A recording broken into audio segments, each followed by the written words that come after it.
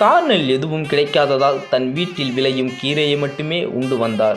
கீரையும் கிடைக்காமல் போக தண்ணீரை மட்டுமே குடித்து சில நாள் வாழ்ந்து வந்தார்.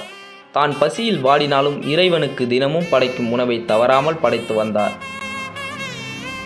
ஒரு நாள் இறைவனுக்காக அமுது கொண்டு கோவிலுக்கு செல்லும்போது பசியில் சோர்வடைந்த நாயனார் கீழே விழ அவர் மனைவி அவரை தாங்கி பிடிக்க அவர் தலையில் இருக்கும் உணவு கீழே இருந்த நிலவெடிப்பில் விழுகிறது.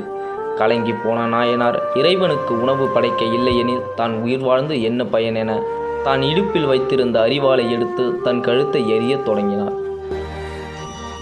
அவர் கையை பிடித்த சிவபெருமான் மண்ணில் விழுந்தாலும் அந்த உணவு எனக்குரியது என சொல்லி அந்த உணவை உண்டு அன்னையோடு காட்சியளிக்கிறார். உன் அன்பினை கண்டு நான் மகிழ்ந்தேன். நீயும் உன் மனைவியும் சிவலோகத்தில் வாழ்வாயாக என அருள் புரிந்தார்.